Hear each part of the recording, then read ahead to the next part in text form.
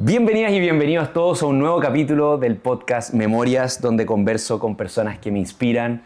Ya estamos en la puerta del capítulo 100.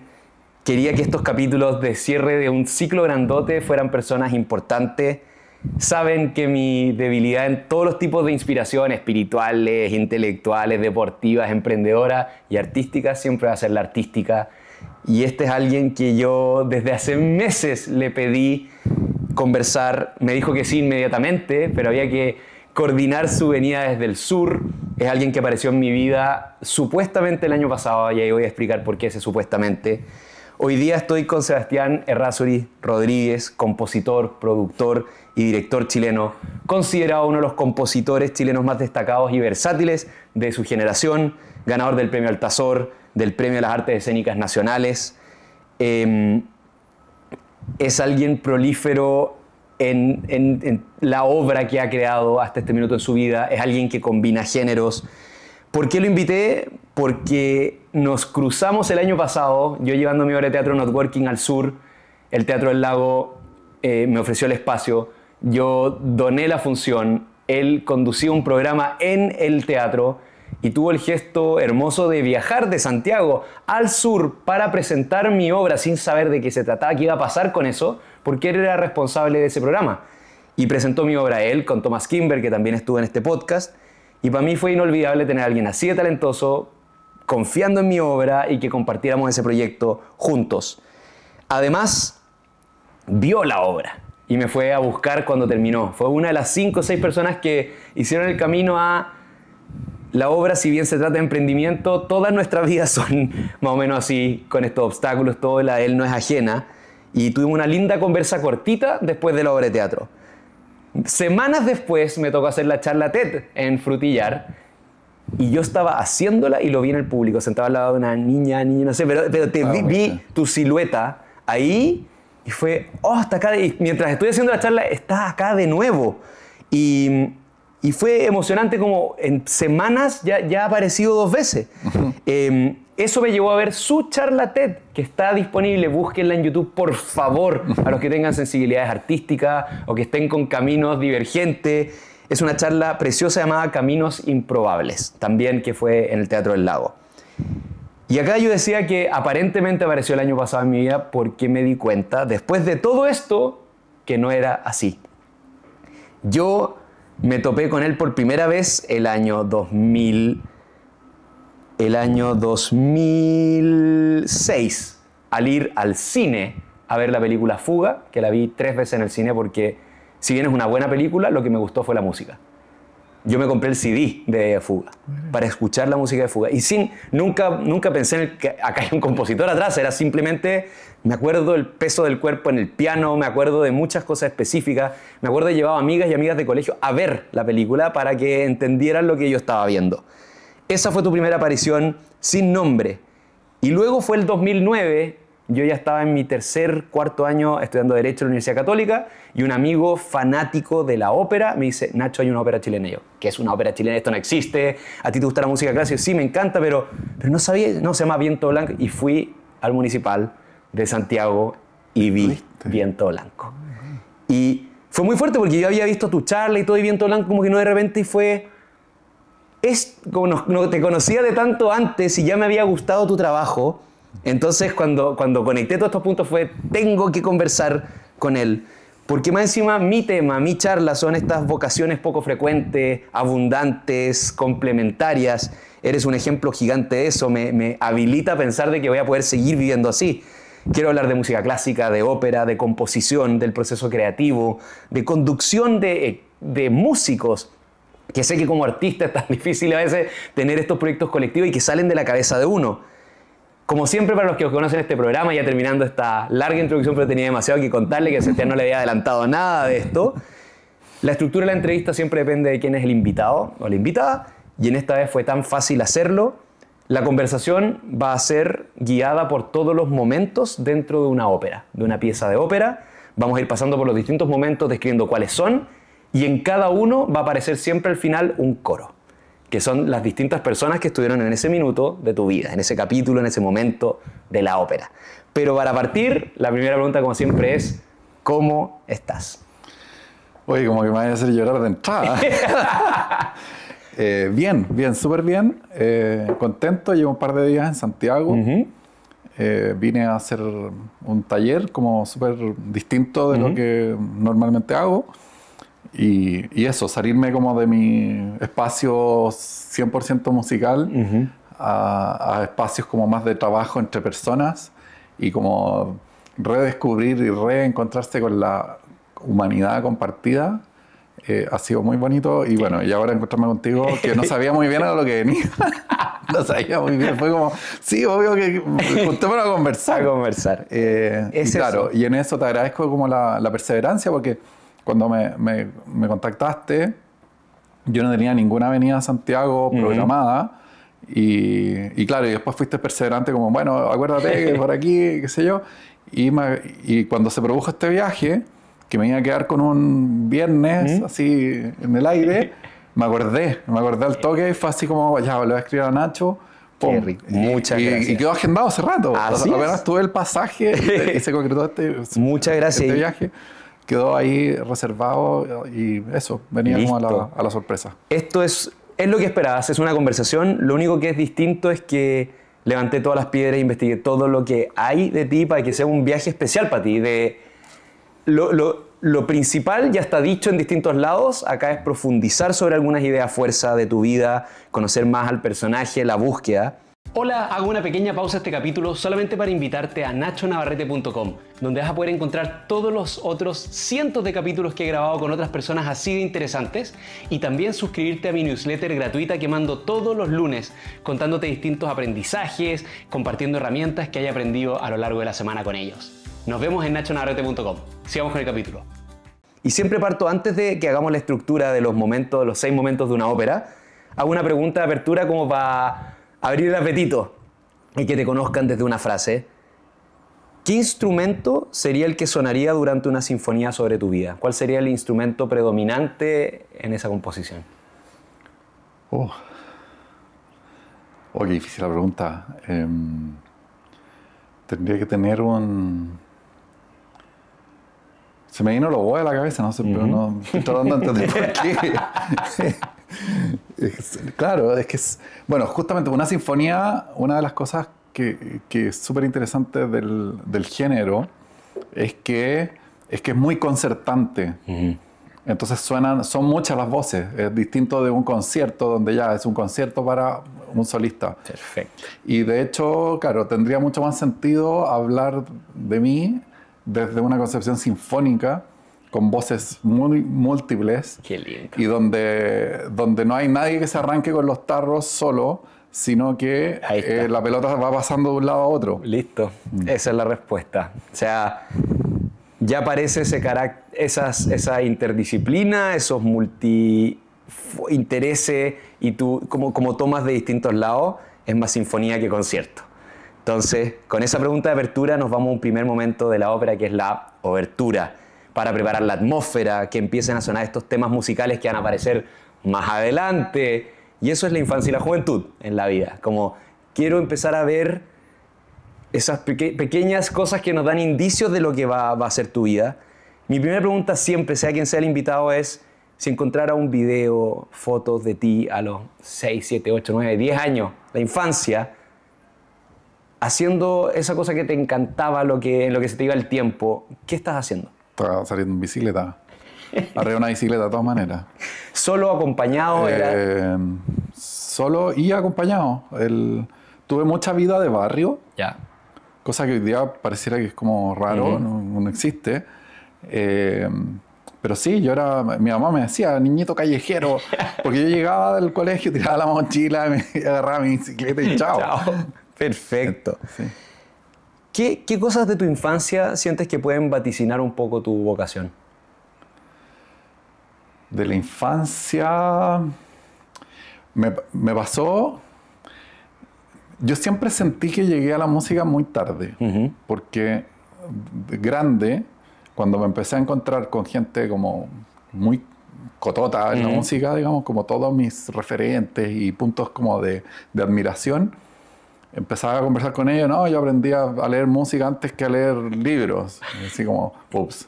Como que se repite mucho como el que viene de familia de músicos, por lo tanto que respiró música siempre.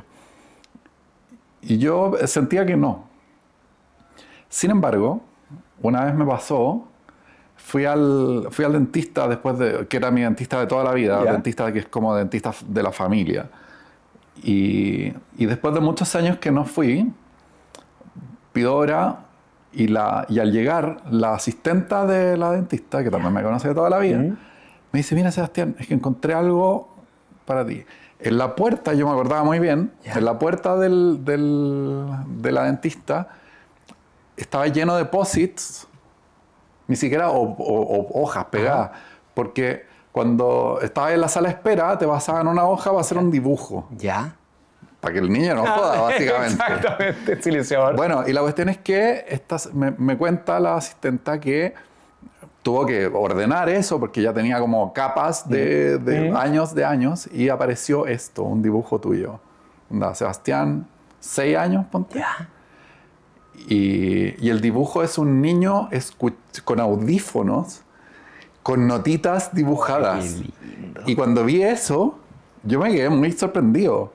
Porque era como que me llegó el portazo en la cara de decir, pero si siempre estuvo la música en tus intereses. Y ahí también empecé como con esa revisión también, como ese melómano que mis hermanos estaban escuchando una música que me llamaba la atención, pues iba y grababa de caseta a caseta en esa época, la famosa, la doble casetera, ¿no? Sí. Y me grababa esa canción que me gustó y después la mezclaba con esta otra. Y de ahí después vino como ya hacer música, cantar en el coro del colegio primero, después hacer música, bueno, un instrumento, como yo me empecé cantando, veía que claro, la gente que tocaba un instrumento era como mucho más alucinante y la autonomía, ¿no? De ya voy a cantar algo. Y así agarré la guitarra porque era el instrumento que había en casa, que había una guitarra destartalada, que alguna vez en la vida la tocó mi padre. Entonces esa guitarra estaba ahí. Listo. Y esa fue como la explicación de por qué me dediqué muchos años a la guitarra. Era el instrumento, la manera que había para entrar en la música. Qué lindo. Me encanta esto había evidencia, pero hubo un minuto donde tuviste que hacer como la arqueología de... Sí, fue posterior, no tenía conciencia de eso. Como que fue como súper interesante porque claro, yo venía también como con ese dolor tal vez y esa autoestima un poco magullada porque es como, pucha, llegué tarde a todo. Llegué tarde... Pucha, ¿por qué? Yo muchas veces me pregunto, cuando hice este análisis también como de, ¿por qué toqué guitarra?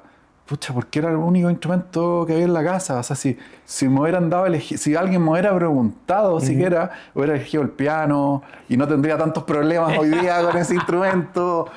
O hubiera elegido un instrumento de cuerda, seguramente podría haber sido a lo mejor un tremendo chelista o un tremendo... Yo después empecé a estudiar viola de viejo. Ya mientras me estaba titulando, empecé a estudiar viola, cosa que es un disparate. Pero que... Entonces... Y me encanta porque hay una entrevista tuya en video con Felipe Brown que le dices, a mí lo que pasa es que no toco tanta música porque la respeto tanto y sé cómo tiene que sonar, que el tocarla por debajo de lo como debe, prefiero que no suene. Sí. Sí, hay un tema ahí que es como... me ha pasado permanentemente que es... Claro, cuando ya la composición empezó como a funcionar como la actividad principal, dejé de tocar. Y claro, y cada tanto surge esa necesidad que es como, pero un músico tiene esa instancia que también es como muy personal, muy espiritual, si querés, que es como porque sí, voy a agarrar el instrumento y sin que nadie me vea, ¿cachai? Estoy en esto. Bueno, claro, eso lo empecé a perder porque cada vez tenía menos tiempo para aquello y ahí viene, claro, ese como juicio del músico profesional que es como, ya, pero si yo sé cómo tiene que sonar la guitarra o sé cómo tiene que sonar la viola, fue después, entonces como no estoy con mínimo 2 horas al día para estudiar ese instrumento y lo agarro una vez cada 3 semanas, es un sufrimiento, porque es como agarrar un gato, tratar de domar a un gato. Claro. Y entonces, ¿sabes qué? Filo, prefiero no tocar, pero cada tanto me viene esa inquietud y... Perfecto. Y bueno, está ahí como del listado de pendientes, de repente como guardarse esa instancia de esa vida solitaria que a mí me acompañó mucho en mi adolescencia, sobre todo. Perfecto. Cuando empecé a estudiar un instrumento que era como ese mundo privado que es estar, yo pasaba, no sé, 4 o 5 horas diarias mínimo. Yo y mi instrumento. Mi hermano menor, 4 años menor, Tomás, desde cuarto básico agarró una guitarra, igual que tú, porque era lo que había en la casa, y no ha parado hasta ahora, que tiene 30 y tanto. Tomás estudió con todos, deben aparecer algunos, entrevisté a su maestro acá en Chile, que es Nico Vera, guitarrista de jazz, y Tomás, mi hermano, es el discípulo de Nico Vera, y Tomás vive en Barcelona, trabaja, pero sus 4 horas del día, desde cuarto básico, yo partió tan chico, y nunca han dejado de ser 4 horas, y él era alguien que en cuarto básico, la música quería tocar rock, pero de rock, cuando ya se hacía fácil, ya los punteos, después de los punteos, empezó a tomar clásica y era, nuestro papá escucha mucho bossa nova, mucho jazz, y toma, jamás. Y pasa que el profesor dijo, ahora toca jazz. Y de jazz te toca clásica, y Bach, y esto, y tuvo que comerse toda su propia palabra, tuvo que ir... Sí. Claro, porque es muy desafiante y es una práctica, es como, no sé, como el tipo que hace artes marciales. Es una progresión, vas avanzando, vas entrando más profundo, más detalle. Entonces, claro, ese primer gusto que era tocar, y quería tocar las canciones de los Beatles, oye, en mi caso era así como las de Soda Stereo, YouTube. Y de ahí, claro, empieza como a abrirse otro mundo por el hecho de ser como una actividad muy privada y mantener ese desafío. Perfecto. Que te cueste tocar, como que son el fitness del asunto. Como tener ¿Había alguien en tu entorno parecido a ti cuando creciste? Así como hasta tu elección vocacional, ya voy a entrar a estudiar guitarra jazz. ¿Alguien en tu familia que dijeras la familia no. No. Ya. No, la familia no. Y quiero conectar ahí porque aparece el primer coro. El primer coro en la obertura es la familia. Ajá. Porque voy a estudiar guitarra jazz, en Pro Jazz. Y yo creo que tuvimos un discurso parecido cuando yo quise estudiar teatro, pero yo no lo llegué a hacer ahí. Tú sí lo llegaste a hacer y escuchamos las mismas opiniones. Yo escuché más de la cuenta, pero estas son frases que saqué de distintas entrevistas tuyas, como la preocupación de la familia de como tienes que tener una forma de ganarte la vida. Algo útil, hay que hacer cosas útiles. Es muy buena en tu charla TED, dices que en un minuto creo que tu mamá o tu papá te dijo esto como que ser músico es solo para los genios. Y tú, si lo eres, ya sabríamos. Ya muy bueno, muy bueno. Ya nos hemos descubierto. Esa frase fue muy fuerte. Fue muy fuerte. Y mi papá después la negaba, porque decía, me dejas como un energúmeno, más o menos. Pero es que no viene de la maldad de él, viene de como... Lo que estaba tratando de decir esto es uno en un millón, probablemente, en lo que él entendía. ¿Cómo hiciste, como alguien que yo escuché mucho y me frené y entré a estudiar Derecho, por qué no frenaste y no tenías nada más te interesaba en el mundo, no te sentías capaz de nada más? O es como, porque esto lo escuchaste de haber dolido, pero no hiciste tanto caso. ¿Cómo era? Bueno, yo creo que tiene que ver con la vocación, simplemente la vocación, porque no es mi caso esto como que no solo sé hacer esto. No, siempre fui un gallo súper humanista, me interesa mucho la lectura hasta el día de hoy, o sea, estoy buscando otras cosas, me gusta estudiar en general, me gusta aprender cosas. Entonces yo podría haber hecho haber tenido muchas profesiones y con un grado de satisfacción más o menos razonable, ¿cachai? No como de la renuncia. Pero claro, después o sea, yo saliendo del colegio, para mí sí fue como muy determinante que saliendo del colegio yo venía estudiando, mis primeros estudios fueron, claro, en el colegio, el coro, después un profesor de guitarra, un taller de guitarra, y ahí como que me agarró el bichito. Tenía un par de compañeros del curso que fueron súper relevantes, o sea, eran parte de este coro, que era Diego Barroalé, que estudiaba piano, un monstruo así, tocaba muy bien, tocaba guitarra, un músico que, o sea, venía con una formación desde muy chico, y de hecho él no se dedicó a la música, pues, yo creo por haber tenido esa formación como media traumática de niño, que era, me acuerdo, o sea, sonaba el timbre de salida de clase, el weón se iba corriendo porque tenía que llegar a la hora de la clase en el conservatorio. Perfecto. Y en el conservatorio le sacaban la cresta. Tenía muchas de estas historias así de estos profes descriteriados que le pegaban las manos. Whiplash, esto de... Sí, whiplash total. Ya. Pero entonces qué rico eso que tú dices, pucha, me hubiese encantado a mí descubrir antes quizás el piano, que quizás no lo amarías como lo amas hoy. Pero muy quizás, muy probablemente. De hecho. Y también veo en muchos colegas como con los que tengo esa como admiración y qué sé yo, y esa como admiración por esa formación como tan temprana, pero que a veces si observáis un poco más y entráis en la conversación más profunda, es como que no estáis tan seguro. ¿Tenías esta vocación o tú hacías esta cuestión como por piloto automático porque te lo enchufaron chico? Uy, claro. Entonces, bueno, claro, fueron parte de este coro. Este compañero fue como súper maestro. De hecho, con él yo aprendí a tocar guitarra. Porque él era el que me acompañaba en los primeros como festivales donde nos presentábamos, qué sé yo. Tuvimos un dúo y ese dúo que después se transformó en trío con otro compañero que era el Negro Muñoz, Pablo Muñoz, que tocaba flauta traversa. Y ahí fuimos como muy así festivaleros, ¿cachai? Los festivales de colegio y esas cosas. Y claro, ellos tenían esta como formación musical inculcada desde la casa. Yo, en cambio, claro, pedía clases en mi casa así como yo, pero yo quiero estudiar guitarra. No. Y me acuerdo que después fue como después de un par de años, ya, en el verano. Entonces, en el verano, mientras mi generación se iba a carretear a la playa, yo me quedaba en Santiago tomando clases de guitarra con un profe particular que me dejaba con mucho material, mucho trabajo para yo después saber, porque yo sabía que en marzo se acababa la guitarra y tenía que seguir por mi cuenta. Y después de varios años en esa metodología, que en el fondo fue como mi manera de avanzar, un día le digo a mi padre, papá, quiero estudiar armonía, quiero estudiar teoría musical, como que me hace falta. Y mi papá me dice, eso suena como algo serio. Ya, dale. No sé por qué mi papá tenía como esas tincadas, así como, no, guitarra no, pero tenía que sonar... teoría. Ajá. Y claro, y ahí llegué a ProJazz. Y a ProJazz yo iba a clase, me acuerdo, los sábados muy temprano en la mañana.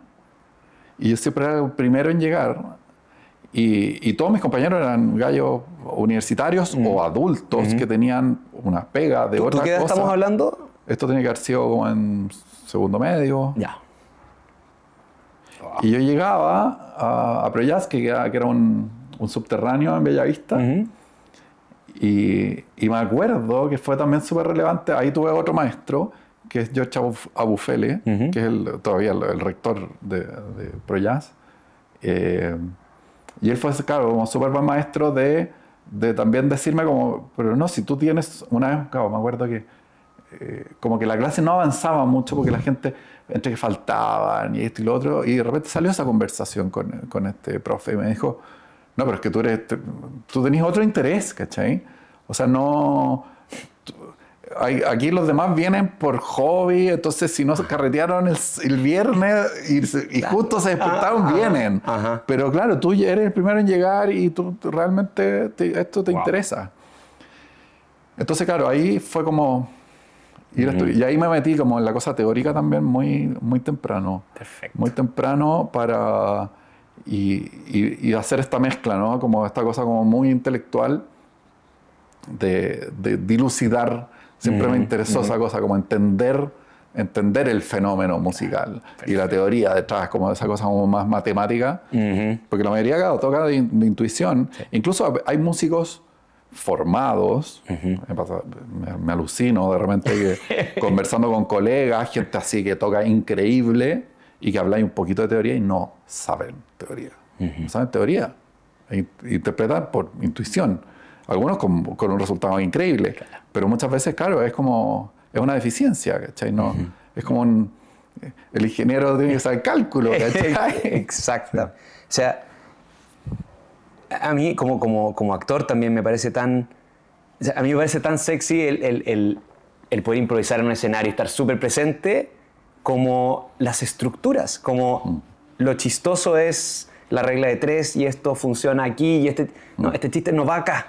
Acá no, tiene que ser acá y la palabra final es el remate y si bien puedo ser bueno en vivo y son años, lo otro me parece tan rico de trabajar y entenderlo y saberlo y oye, tú que hablaste bien en el matrimonio, es como ocupo el mismo template acá que acá y eso me da una tranquilidad para poder creer más violentamente en lo otro. Sin querer transicionaste de la obertura a los recitativos, que es el segundo capítulo, que son secciones cantadas en estilo hablado, que lo importante que tiene es que sirven para avanzar la acción dramática. Bueno.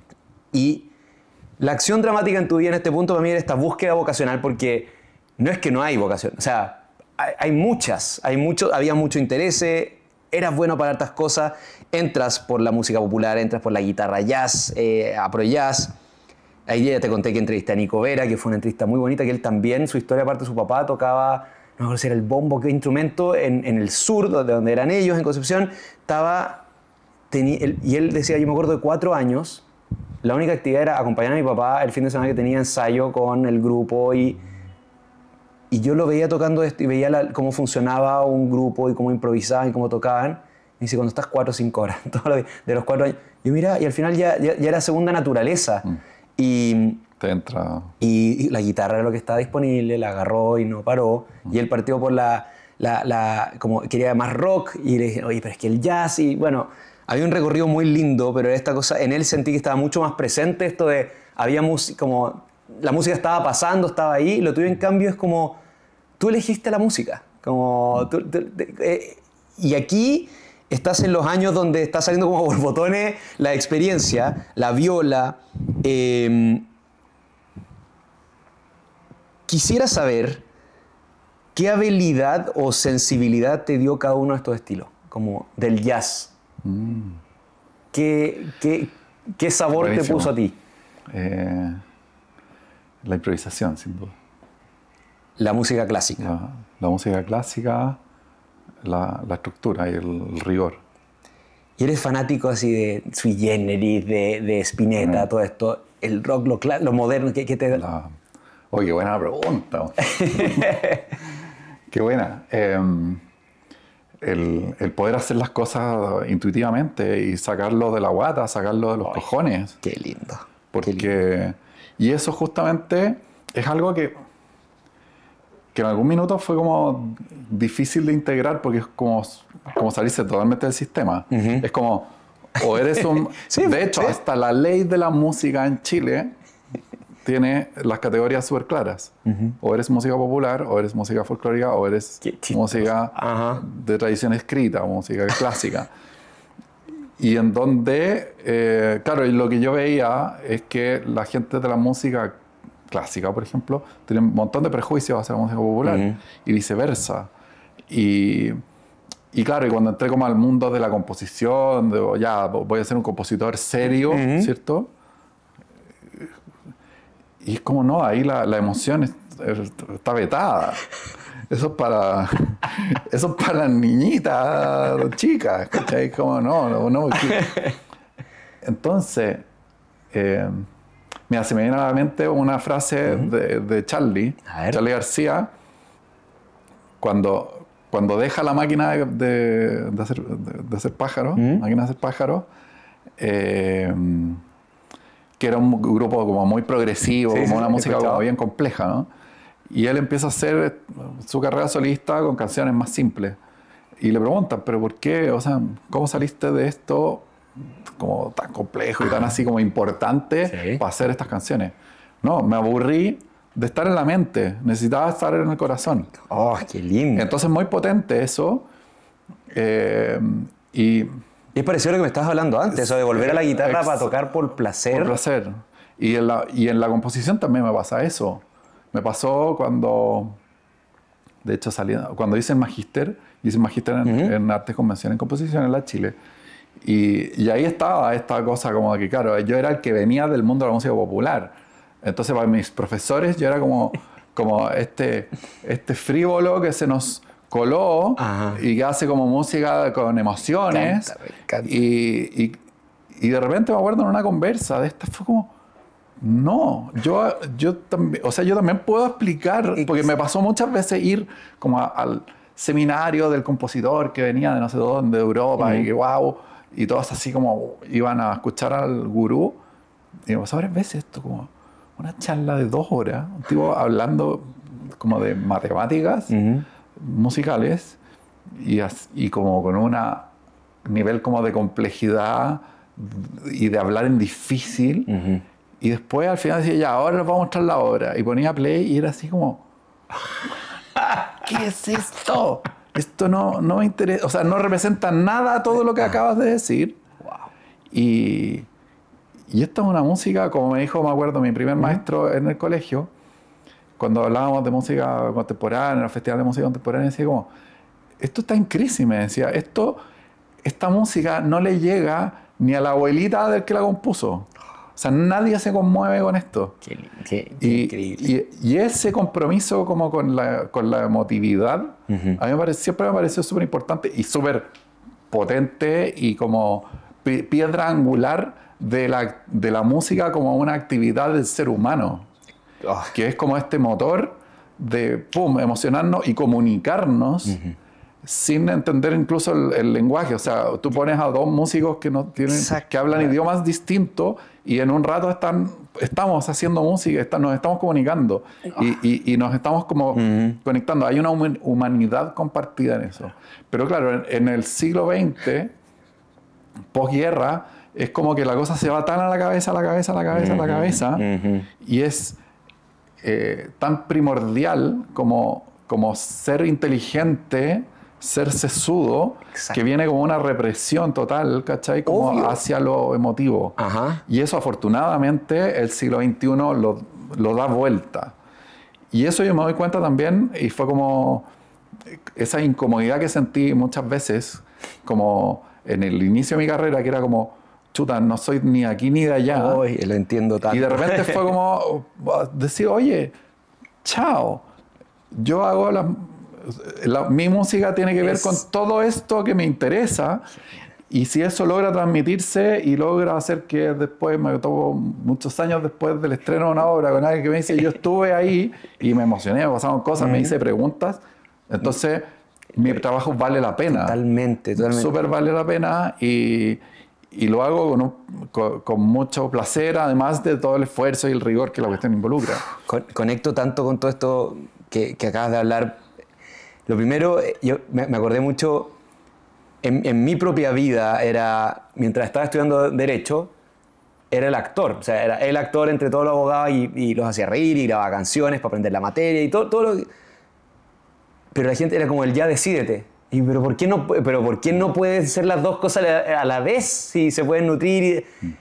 Y pasó que el último año de la carrera yo lo hice en teatro. O sea, me fui a Nueva York como intercambio por Derecho a la Universidad de Nueva York, que es la meca del teatro, y yo seguía pagando la católica acá. Mi papá seguía pagando la católica acá y yo en vez de tomar 4 ramos tomé 8. Y me decían, no te vamos a convalidar los otros 4. Me da lo mismo. O sea, tengo la oportunidad de armarme la malla y no tomé nada de baile, ni canto, era comedia 1, 2, creación de personajes, mimo, improvisación, mi ramo. Yo me armé comedia con una carrera que nunca tendré, pero hice los ramos. Y ahí había una profesora, y justo conecto en eso, porque, bueno, llego allá y todos mis compañeros de teatro, yo al fin estoy con 15 actores en un ramo y todo, ¿eres abogado? Y yo, puta, no. Y siempre afuera del club, pues yo era chileno, en Perú yo era el chileno, y en Chile era el peruano. Era como, ya, pues, ¿por qué me tienen que clasificar tan rápido?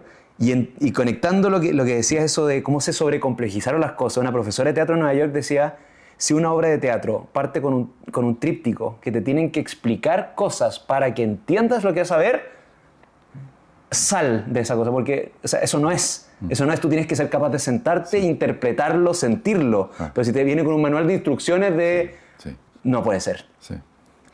Sí, yo me rebelé con eso y me acuerdo muchos años haberlo hecho como ultra rigurosamente, como de ir a los festivales de música contemporánea que organizaban las universidades, la Católica, la Chile, y estar ahí pum, y estudiarse la partitura y tal, y como entender ese mundo. Y tengo un magíster en eso. Pero de verdad, no, gracias. Perfecto. No, gracias. Y justo con todo esto, este es el coro. El coro, el coro del recitativo es las opiniones del mundo. Y acá también sacadas de entrevistas tuyas, charlas tuyas, videos. Dijiste una parte, no pertenecer a la tribu. O sea, todos necesitamos una tribu y en época tan formativa como adolescencia, juventud, tu estudio, oveja descarrilada, oveja descarriada. Se puso docto, esa me encantó, así como, ¡oh! Se iluminó. Sí, se puso como, docto. Se puso docto. El de la música popular ahora se junta con los violinistas. Entonces, es tan rico, como, lo hacemos tanto, es como que el que es deportista, pero que además le gusta estar en el musical, ¡oh! Y el musical, ahora eres vacancito, ahora juegas como... ¿Ocupaba mucho espacio tu cabeza la opinión? No, no tanto. O sea, pero también siempre fue como un trabajo personal, como acallar ese juicio externo y centrarme en lo que realmente me interesa. Porque claro, si yo hubiera estado como centrado en el juicio externo, parálisis. Hubiera llegado a sexto básico, digamos. Claro. Chao. Y sí, ir tomando confianza en que... por ejemplo... ¿En qué estaba tu confianza en ti mismo en ese minuto? Porque estabas buscando, o sea, no era... ¿En qué habilidad de ti confiabas tanto como para seguir? Mira, ¿en qué habilidad? O sea, en la música yo siempre sentí que tenía habilidad, claramente. Claramente, o sea, como ya iba o sea, no sé, yo empecé a tocar... mi primera experiencia así con la guitarra, por ejemplo, era un taller de guitarra que organizaba el director del coro. Y estaban tocando el Gorro de Lana, me lo aprendí así. Y después a la semana siguiente, como seguían tocando Gorro de Lana, y yo ya traía otras cosas. Y a la semana siguiente, yo ya tocaba más que el profe. Tocaba más que el profe. El profe tocaba realmente como la web. No tenía idea. Muy, muy chanta. Pero después, claro, entré como ya a otras clases, otro profe que yo tuve que fue súper relevante en mi formación, el Emilio García, uno de los grandes guitarristas de fusión y jazz que hay en Chile. Y claro, él no tomaba alumnos particulares escolares. Y él, mi profe del colegio, el que sí tocaba mucho mejor y el que sí me dio como estos espacios, me aceptó y empezamos. Y entonces, claro, yo me daba cuenta que claro, con mis pares yo iba muy bien, tenía facilidad. Tenía facilidad y sí, se daba como esta habilidad.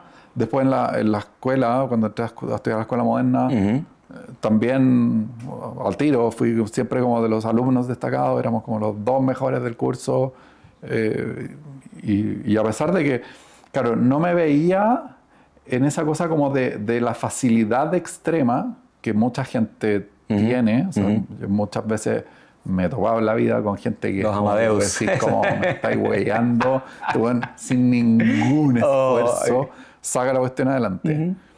Pero generalmente esa gente es más vaga, ¿cachai? Exactamente. Entonces, y eso yo lo he visto muchas veces en la música, que es como a habilidades distintas, pero a interés más profundo y a esfuerzo y perseverancia, eso se equipara y después el de la perseverancia sale adelante. Sí.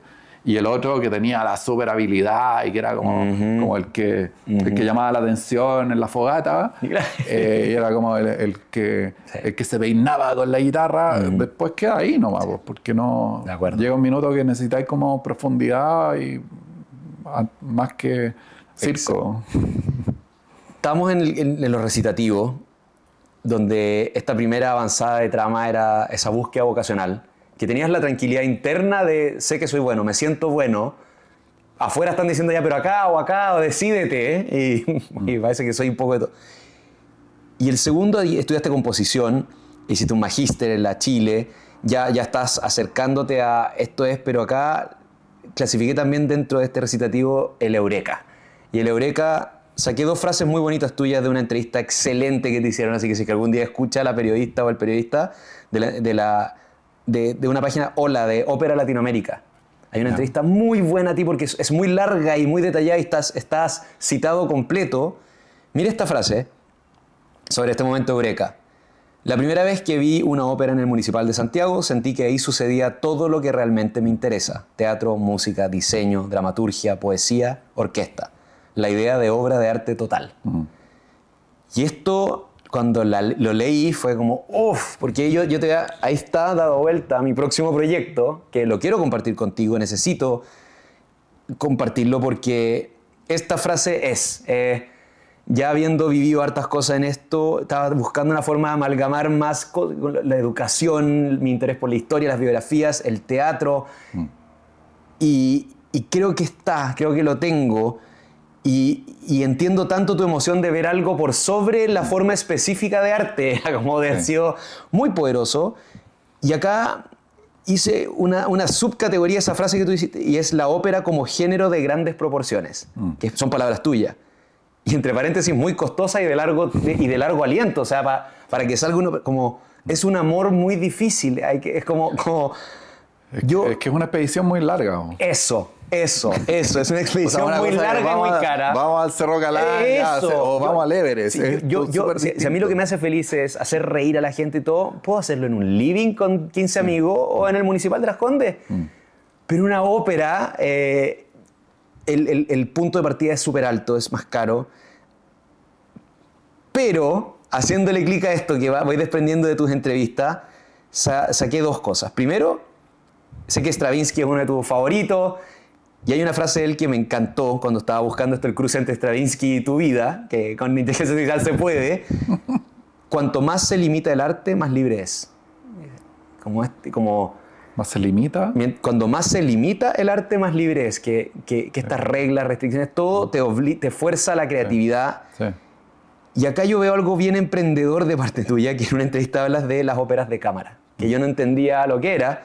Producciones más pequeñas que operan de manera similar a una compañía de teatro. Sí. Entonces, tú dices, tengo un equipo de creativos muy reducido y según el proyecto contrato músicos, solistas y demás personas necesarias. O sea...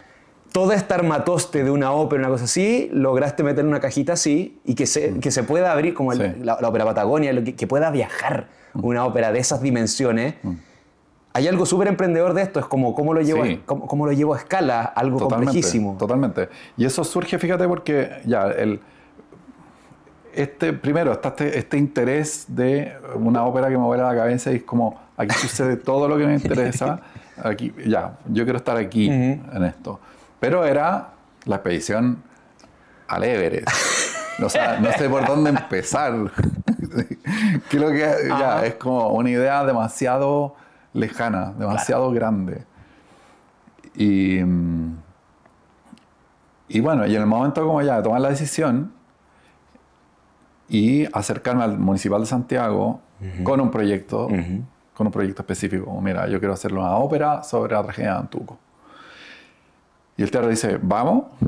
Primero, obviamente, me dicen, bueno, pero ¿cómo suena esto? Y empecé a componerla, y compuse el primer acto. ¿Te acercaste sin una nota puesta? ¿Solamente el concepto? Con idea, sí. Wow.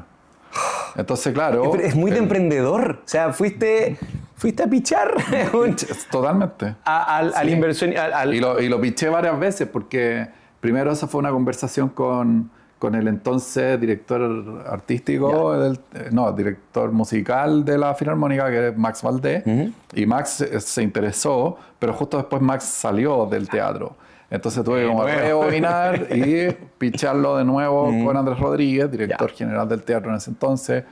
Y ahí empieza esto, de que lo primero que me doy cuenta es que, claro, los compositores chilenos adentro del teatro municipal no había mucho encanto, ¿no? Era como, ay, como compositor chileno, pero puta, es que suenan tan feos en general.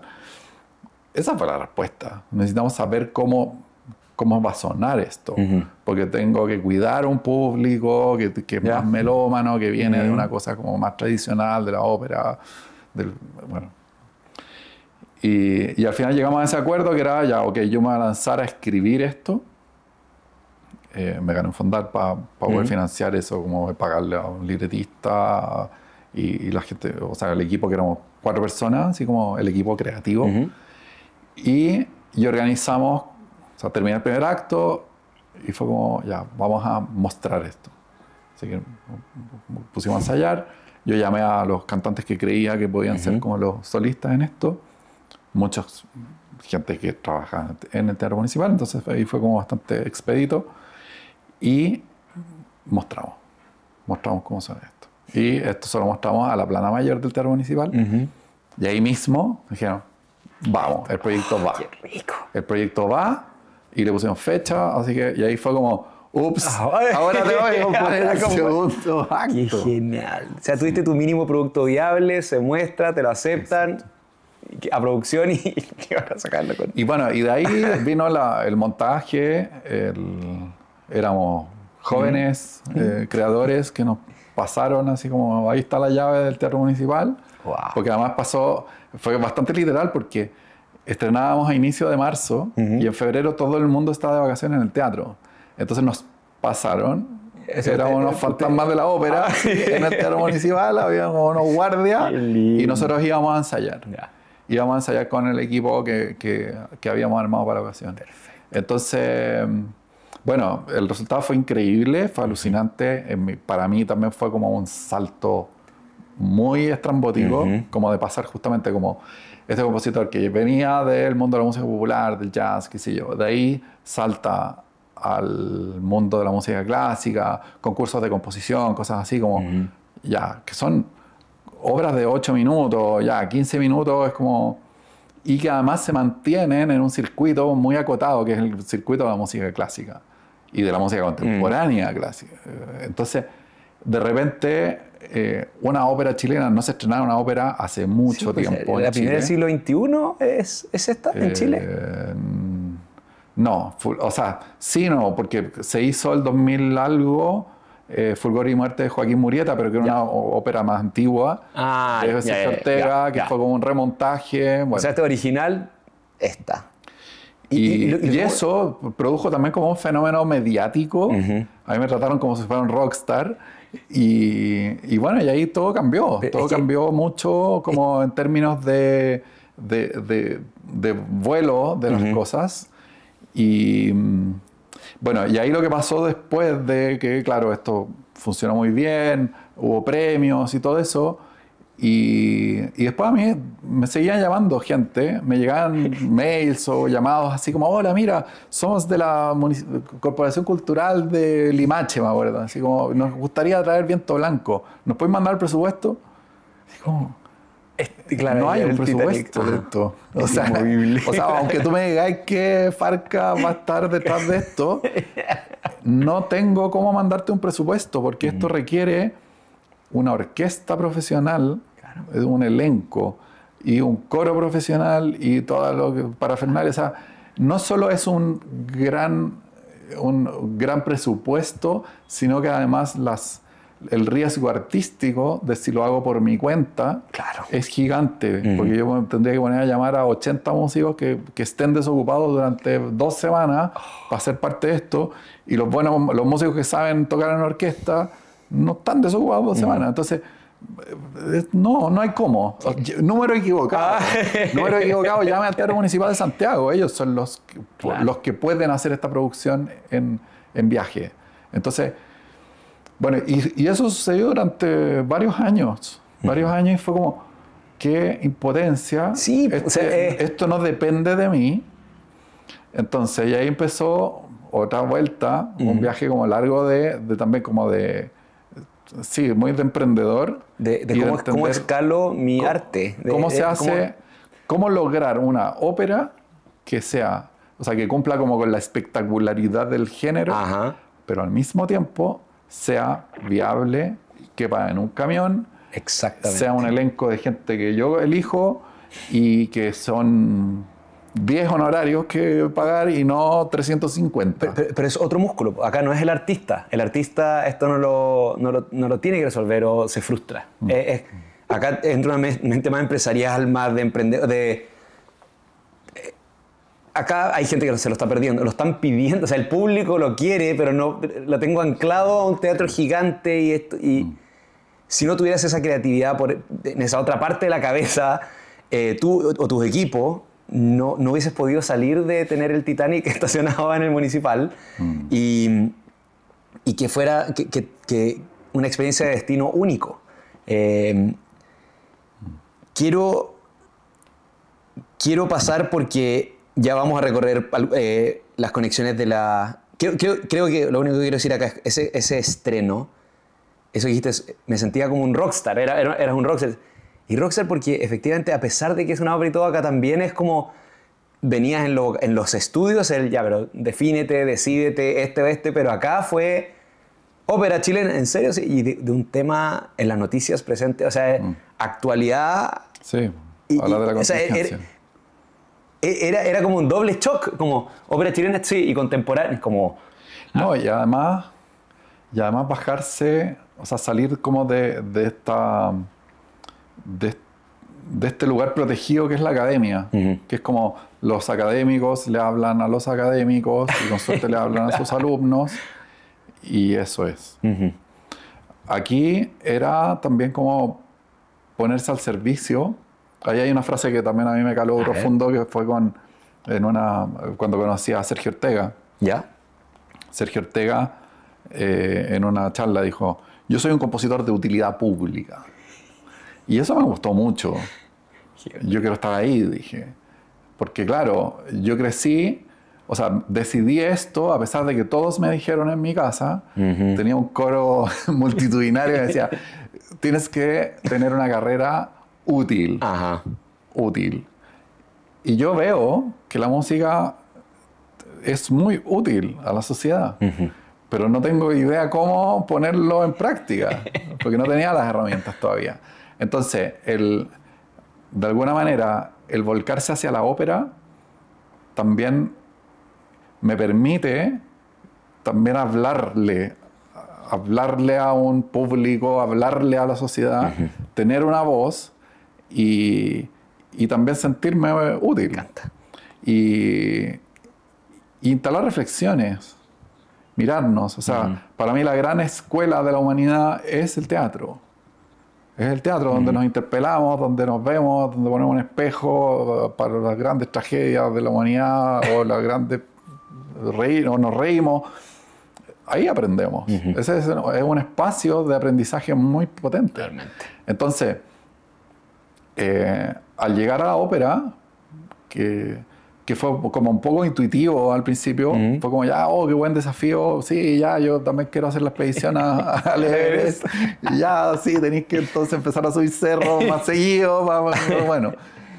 Y bueno, y se produce ese espacio, esa posibilidad de trabajar más como fuera de lo que se espera de un compositor serio de música clásica, por lo menos acá en Chile. Claro. Acá en Chile eso tiene como una estructura un poco rígida. Y esa estructura rígida es la que a mí me pone como en un lugar de disidencia respecto a la música como más académica o a ese lugar del músico clásico. Qué loco eso, o sea, como viendo este tipo de música de Europa y cosas así. Y acá somos tan estrictos y guardianes de cuando ellos mismos siempre ya están sacudidos, como venimos como 20 años atrasados en las tendencias. Pero ya, vamos a las áreas. Piezas solistas donde un personaje expresa sus emociones. Ya no vamos a avanzar la trama, aquí es emoción. Y esto es identidad y creación. Tuviste el debut profesional. En este capítulo quiero hablar de esa intimidad del proceso creativo, porque ya, esto soy. Te diste el paseo, combinaste todo, estás cómodo, ya debutaste. Tienes en tu proceso creativo, como traté de ver todas las aristas que me interesan de esto a mí como artista, y tus influencias, lo ecléctico que es, lo variado que es, cómo convive en tu cabeza. Y tú mismo decías, está Stravinsky, Spinetta, está como hay jazzistas, todos están adentro, y mezclar música docta y popular, lo tradicional con lo moderno, los temas, o sea, voy a ocupar ópera para contar algo que está en las noticias, una ópera de farándula, como que nunca vas a darle a nadie que le guste, como ya, solo uno, es como siempre un pie acá y uno acá, uno acá y uno acá.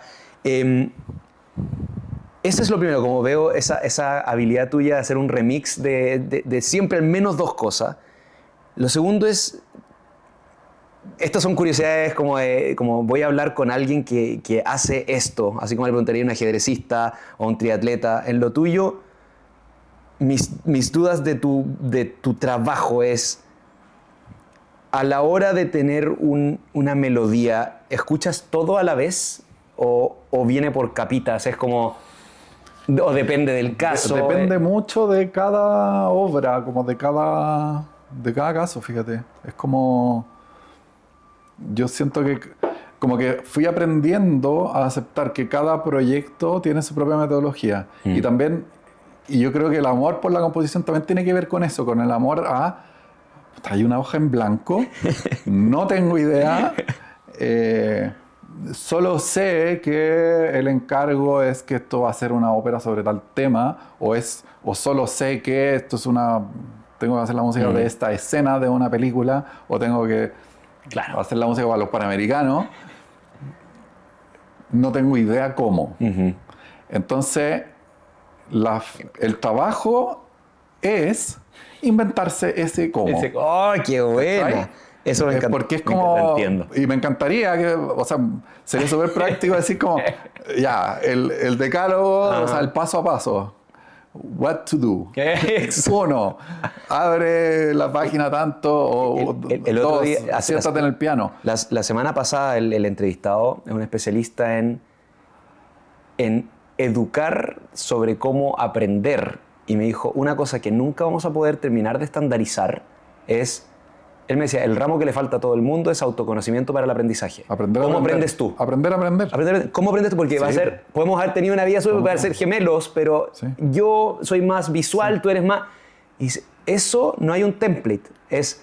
Y más encima, en el mundo estamos esperando que el output sea lo más estandarizado posible dentro de una empresa. Sí, totalmente. Pero la forma, el input, eso es tan individual que...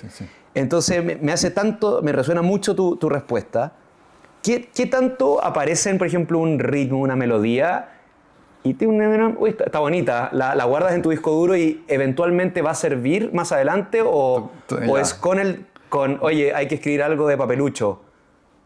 Como vas a buscar en tu... Yo creo que, tu pregunta para mí tiene como una connotación de que ya está influenciada por la idea hollywoodense de que la historia del compositor va caminando por la calle y de repente... Oh, wow. Se le cae una melodía desde el universo en su mente y entonces tiene que llegar urgente a escribirla, grabarla o lo que sea.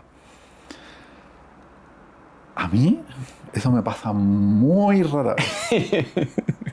No me va a pasar. Soy yo el que sale a buscar. Bueno. Soy yo el que tiene que ir a buscar esa melodía. Y generalmente, claro, tengo muchos elementos claros en el escritorio. No sé, a ver, el otro día, ahora yo estoy con un encargo grandote, una sinfonía, estoy haciendo una obra grande, un sinfónico coral. Y le decía a la Fran, mi pareja, estoy en ese momento que siempre pasa, que es horrible, que es como, estoy en el campamento base y allá está la cumbre. Y es como la pregunta, ya el campamento base es como una epopeya llegar ahí. Pero, claro, ya me metí en esto, no me puedo devolver. Siempre me meto en esta hueá. Pero lo rico es que como siempre me meto, sabes que ya saliste. Entonces... Claro, y ya también aprendí ese proceso como medio angustioso de la hoja en blanco y de saber que, ups, tal día yo tengo que entregar esto y no existe y solo tengo preguntas, no tengo ninguna certeza. Ya aprendí también a que esa neurosis de que tengo que estar 8 horas sentado en el piano, así como cumplir con la imagen romántica de lo que de la tortura del artista, como que torturado y con una vela, ¿cachai? Con una pluma de ganso escribiendo la cuestión. Sufriente. Claro, eso sí, yo sé que tengo que meterle horas al asunto. Sí, eso lo sé. Pero al mismo tiempo ya he ido aceptando que esas horas, como que lo que se ve como procrastinación, no, es parte de la metodología. Sí. Es parte del aprender a aprender, que es como, yo ya sé que me estoy dando contra un muro, yo ya sé que esto no va por este camino y estoy insistiendo. Entonces me estoy desgastando y salgo a andar en bicicleta. Bueno. Y en esa vuelta en bicicleta, ahí sí se produce esa... Claro. Ese es el ritmo. Pero porque estás con una búsqueda declarada. Esas son las notas. Perfecto. Claro. Pero es salir a buscarlo. Porque esa cosa es un poco romántica. Sí. No, es como que uno dijera un emprendedor va caminando por el parque y esto como no es, son partes y es una búsqueda consciente. Ahí me respondiste que era como cuáles son tus ritmos de creación, como lo de las 8 horas o en la noche, pero algo que me pasa a mí, siento que somos parecidos en esa como curiosidad de la lectura, de distintos géneros, de combinar las cosas. ¿Cómo eres en cuanto a...? Porque una ópera es... O sea, si es que teatro ya me voy a casar por un año en armar algo que... Pueden ser 5. ¿Te cuesta mantenerte en un proyecto de largo aliento? ¿Cómo haces para no desconcentrar? ¿O te dejas desconcentrar a mini...? Los gringos hablan de los side quests, estas como misiones paralelas más cortitas, que es como en los videojuegos, es como, ya, si recolectáis todas las moneditas, además te ganáis un premio. ¿Te vas mucho en esas o este es el proyecto? O sea, en el curso de una ópera solo elijo temas que realmente me interesen mucho, porque justamente si no tengo cómo sostener esos 2 años de pega o 3 años, a veces 5. Que no sea solamente hacer una ópera, sino que el tema te desafía a aprender algo que... Claro, es un tema que quiero leerlo todo. Ajá. O sea, de Magallanes, yo quería leer todo sobre Magallanes, y Magallanes pasé al mundo a Onikenk, y leí todo sobre el mundo de Onikenk, y aprendí Tehuelche, y me metí en la cuestión y vi miles de videos de un antropólogo hablando con una señora, la última hablante nativa de Tehuelche. Entonces, claro, me meto en la medida... En eso soy súper selectivo. Veces que me han llamado así, como que un par de veces me ha pasado, que me contacta gente así como, oye, mira, tengo una idea, un libreto para una ópera. Ya, mándamelo. Ya, gracias. Paso. Luego, ¿no? O sea, o me tenéis que pagar muchas lucas para que yo me meta en esto. Claro. Porque así como de primera no me parece un tema atractivo. No está dentro de mis intereses. No, chao. Entonces, y sí, claro, que el tema sea muy motivante.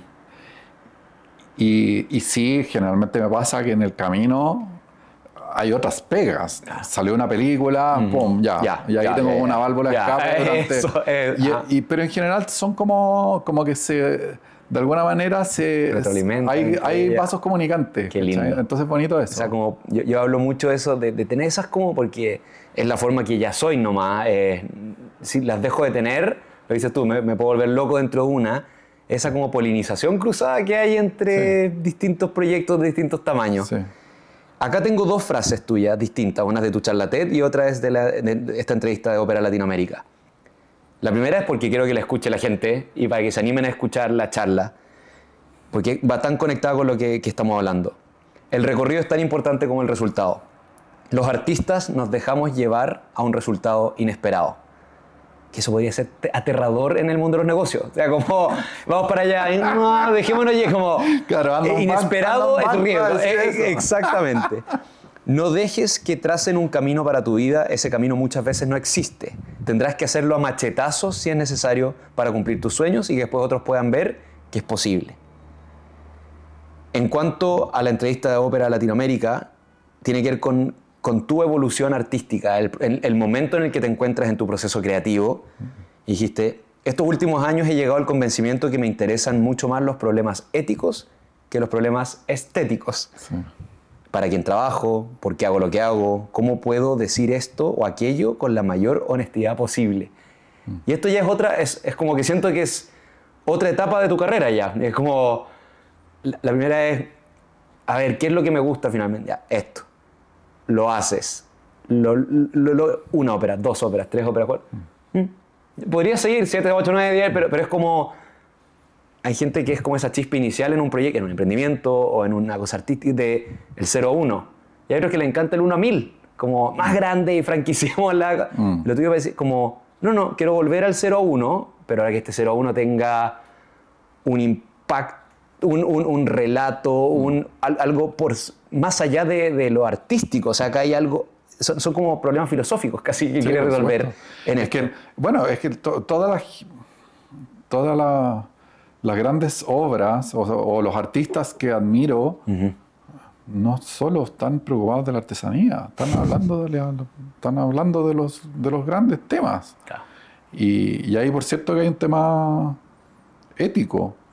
Ético, es cómo me relaciono, cómo soy coherente con lo que pienso, cómo elijo lo que digo, cómo elijo los temas a los que me voy a meter.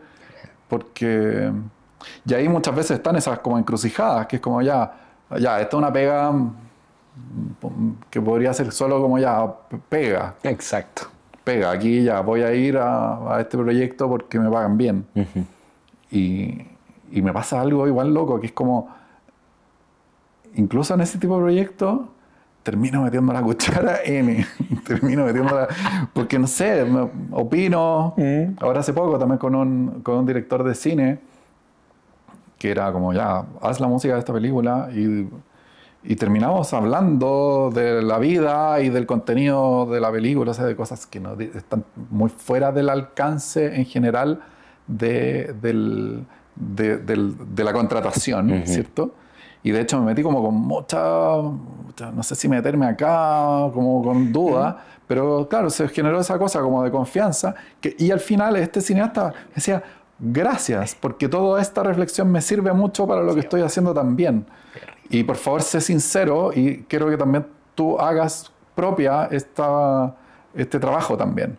Entonces, claro, en el fondo hay como la honestidad de poder decir, esto es lo que opino de tu trabajo, y acá se abren ciertas ventanas que creo que no estás viendo y que a mí me interesan por lo menos, o a mí me generan estas preguntas.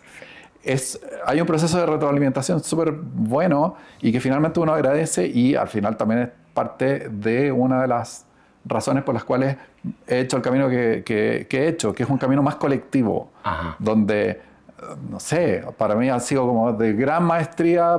El año antepasado, para Santiago 2023, que me encargaba de hacer la música de los openings, y el trabajo, o sea, tuvimos 9, 10 meses de trabajo de la creación del asunto con uno de los directores más increíbles que uno podría llegar a trabajar.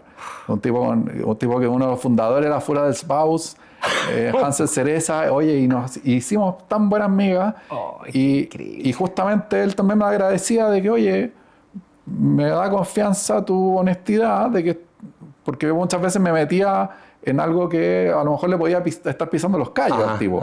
Así como, ojo, pero ¿cachai? Que en esta escena, no sé si estáis considerando que el himno nacional tiene tales connotaciones en Chile por la dictadura y vamos a estar en el Estadio Nacional, entonces ojo con contexto, que si vienen los milicos a tocar el himno de manera totalmente milica, el abucheo se viene.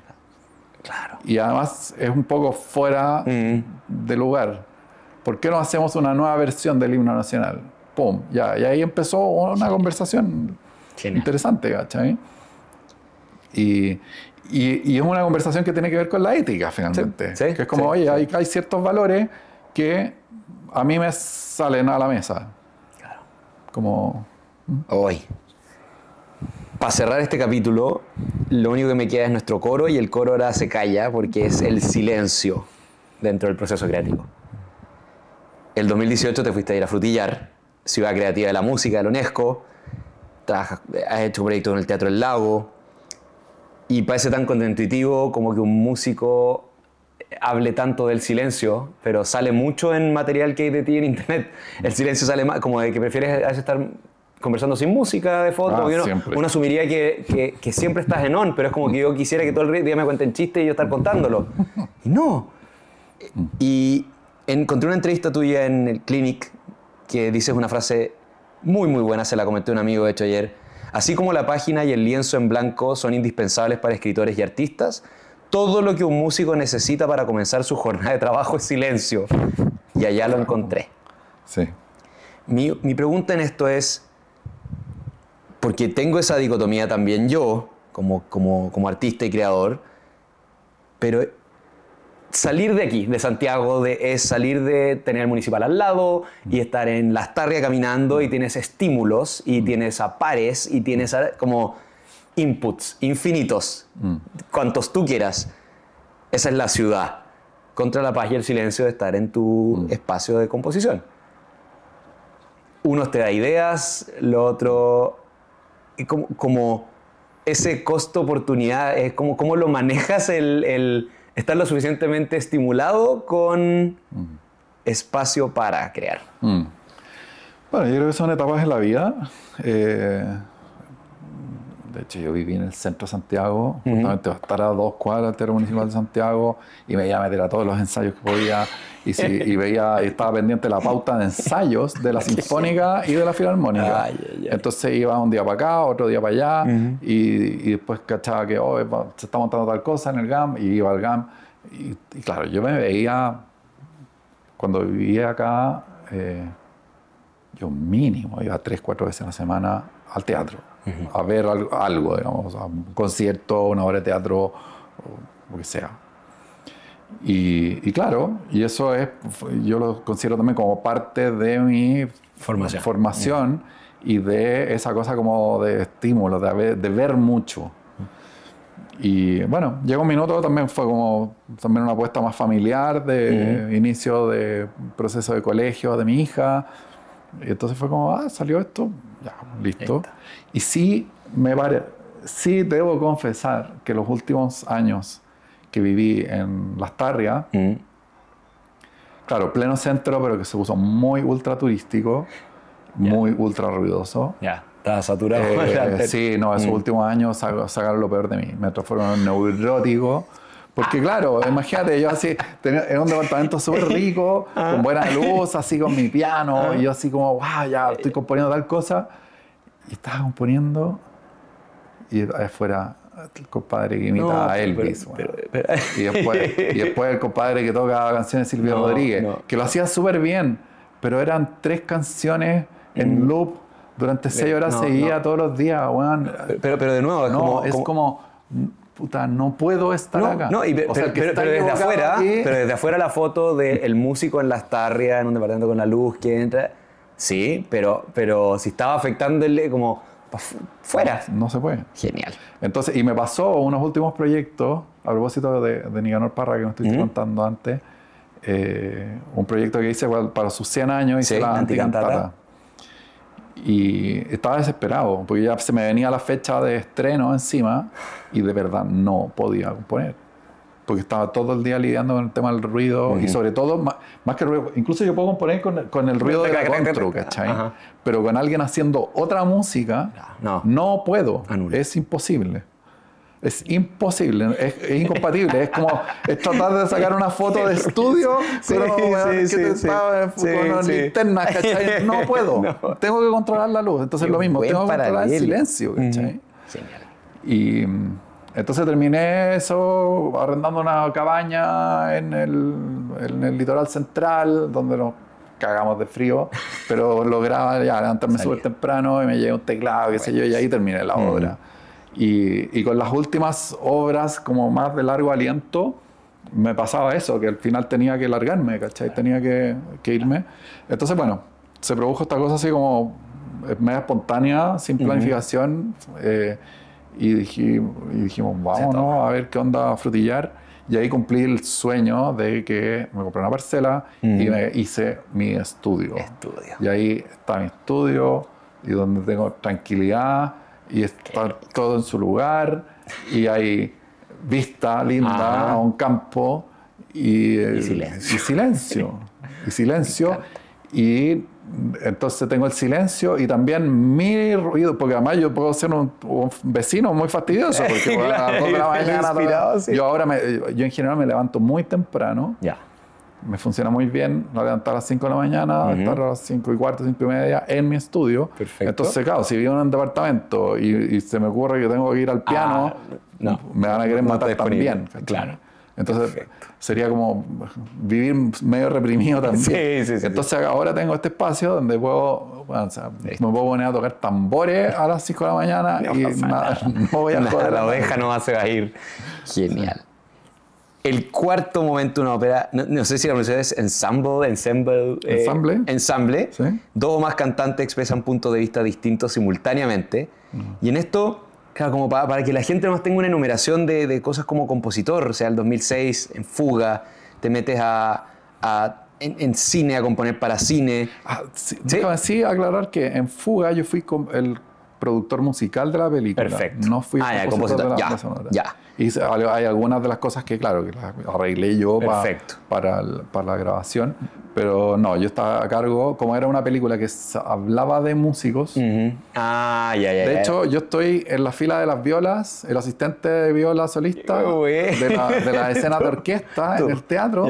Darle realismo. Bien, actuaste antes que yo en cine. Y reconocido que estaba medio pelado. El 2008, Viento Blanco, que ya la conversamos. El 2013, Gloria. 2014, La Anticantata, esta que casi no sale por el ruido, de Nicanor Parra. 2015, Papelucho, en el Municipal de Santiago. 2022, Patagonia, que ya lo mencionamos. En esta sección de compositor porque hemos visto estas obras tuyas, pero me quiero poner en el lugar, el coro quiero que sea el público y los críticos. Lo primero es, ¿en quién piensas tú al componer? ¿Estás pensando a quién le va a llegar esto? ¿O no está en tu cabeza quién está sentado eventualmente escuchando Patagonia? ¿O sí está súper presente porque esto va a condicionar cómo lo escribo? Bueno, súper buena pregunta. Hace muchos años como que llegué a la conclusión de que yo soy el primer auditor del asunto. O sea, esta música me tiene que interesar, me tiene que gustar a mí. A mí me tiene que mantener atento. Wow. Entonces, sí, desde ahí. Me encanta. Desde ahí. Me encanta, es suficiente. O sea, a mí me tiene, si no me calienta, no, chao, no. No, esto está muy aburrido, no, esto está muy largo, esto está... no, necesita más densidad, necesita como que ese ejercicio del oyente, de que cuando voy a una obra y me llama la atención ciertas cosas, lo hago con lo que estoy haciendo. Me encanta. Entonces, sí, de alguna manera hay un ejercicio que tiene que ver como con la empatía, de ponerse en el lugar del auditor. Entonces, de ahí también lo importante de ir a muchos conciertos. Exacto. O sea, yo voy a muchas cosas que sé que lo más probable es que me van a aburrir profundamente. Y hago el ejercicio de no irme antes, porque ahí es donde yo aprendo lo que no hay que hacer. Claro. Esta obra me fastidió la vida, entonces eso es lo que no hay que hacer. En cambio, esta otra tiene un momento increíble, ese momento funciona. Entonces, como la conexión o sea, si eres creador, yo creo que es importante ponerse en el lugar del espectador de ese tipo de creaciones. Perfecto. Traté de encontrarlo, como te dice la enumeración de trabajos. ¿Cuál es el hilo conductor, sientes, entre las obras? ¿Hay algún ADN común temático o emocional o algo? Porque Javier Marías, por ejemplo, que es un escritor que me encanta, hay algo de los secretos y hay como hay escritores que son súper... Zambra es la paternidad en toda su forma. ¿Hay algún principio, hay algo como por arriba de las tramas específicas que creas que une tu obra?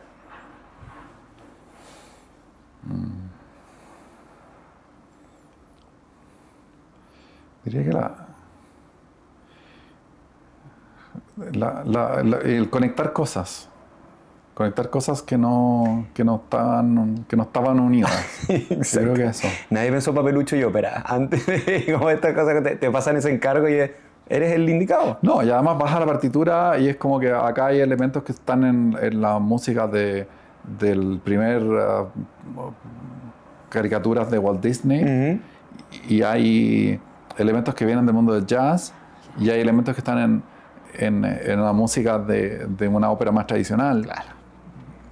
Entonces, sí, yo diría que eso, como conectar cosas que están en cajas distintas originalmente, cosas que están en estanterías distintas. Eso. Por eso a mí, bueno, yo rayé con tu TED y se lo he recomendado a mucha gente porque me hizo mucho sentido. Esta cosa como de siempre etiquetas y al final lo que después de sufrir también mucho, padecer como esa falta de yo soy el especialista en o me etiqueto de tal manera, darme cuenta como que los años me llevan a que wow, eso tiene un valor muy profundo. Y justamente es prácticamente una definición de creatividad. Hoy día que hablamos tanto de la economía naranja y que la huevada y que las ciudades creativas y todos nos sentimos creativos y la pausa creativa y la huevada creativa. Y es como, oye, creatividad está aplicada. O sea, cuando una persona me dice que es creativa y después la veo que está en la cocina paralizada porque faltaba un ingrediente o chuta, no, pero es que esta receta lleva jengibre y no me queda jengibre, entonces anda a comprar jengibre porque si no la receta no sale. La receta, eso significa que tú y la creatividad no van juntos, porque con todo lo que hay en este refri podía hacer algo. Pero por todos lados vas a sacar un plato increíble, ¿cachai? Vas a hacer una comida deliciosa. Perfecto. Pero el tema es, claro, pensar fuera de la caja, salirte del libreto. O sea, el libreto de la vida, el recetario de cocina. Ponga 2 ml de tal cosa y después pese 350 gramos de no sé qué. ¡Uy, que no tengo la pesa! Porta una hueva. Eso, yo echaba tanto de menos eso de ser especialista en algo, tener mi territorio. Y pasa que siento que sí lo terminas siendo eventualmente. O sea, si que son dos tierras, tú eres el puente y ese puente, o sea, tú eres el único que puede ser traductor de estos dos mundos y armar algo original. En eso soy especialista, o sea, párame en medio de derecho y teatro y se me ocurren 1000 cosas original. Y eso es súper específico. Y en ese cruce soy especialista. El quinto capítulo, estamos en el penúltimo, de estos son 2 capítulos cortitos, interludio. Piezas puramente orquestales entre escenas o actos sirven de transición y alivio dramático.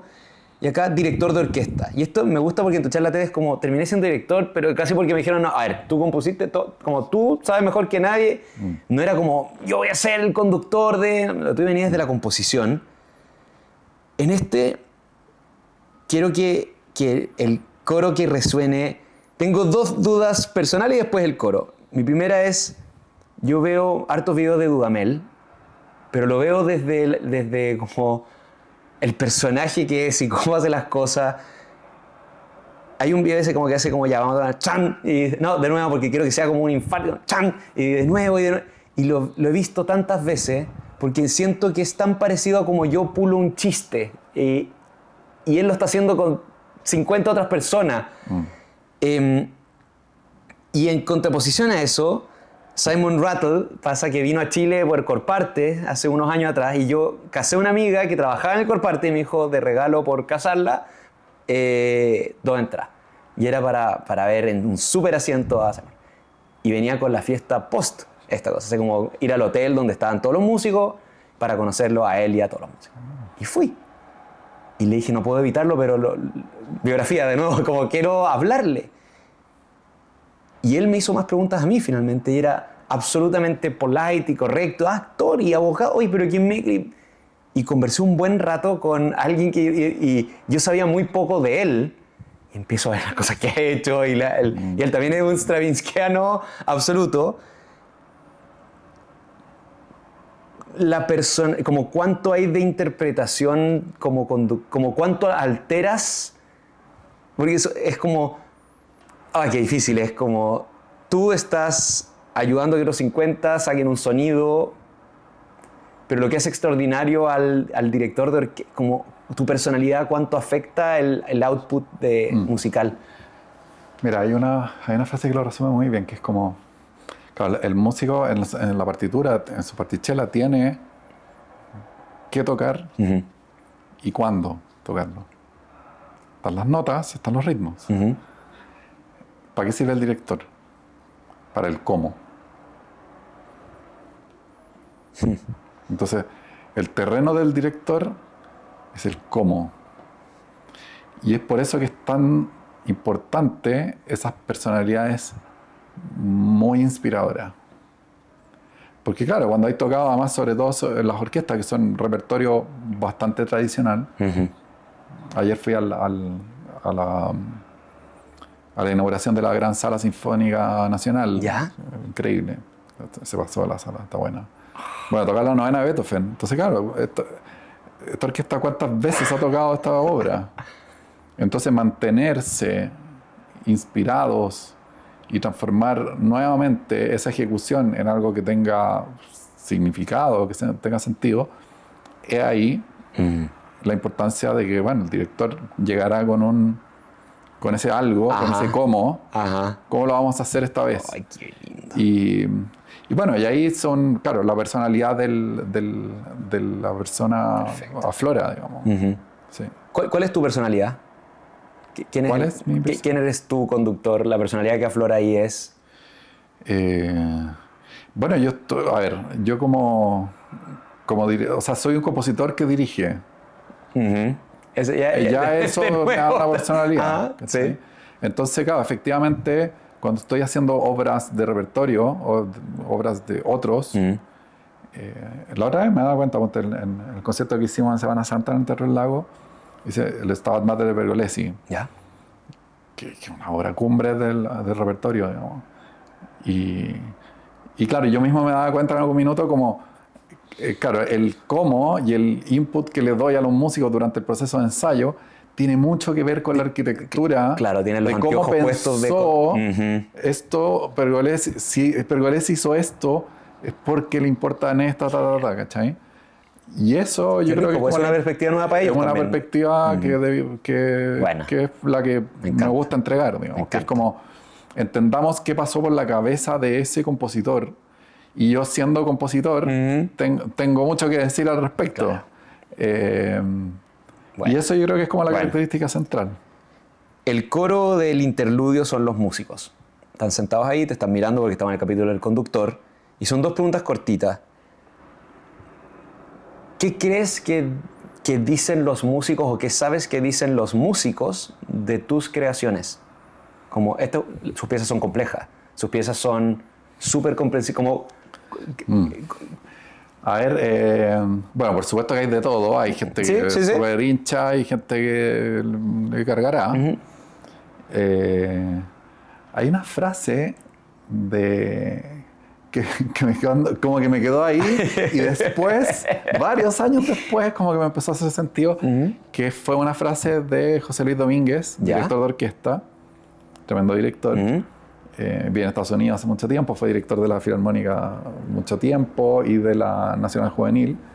Y para mí también uno de los grandes como maestros. Él fue el que me dijo un día, a ver, Sebastián, si tú querés ser un compositor de verdad, ustedes los compositores hoy día escriben obras de 8 minutos, déjate de escribir obras de 8 minutos, hazte una ópera.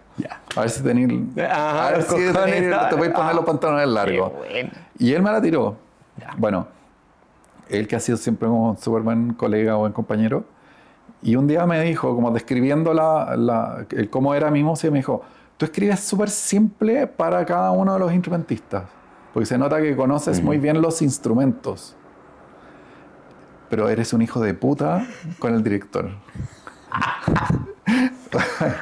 El director tenía que ser bastante pulpo para concertar bien todo qué buen eso. ángulo.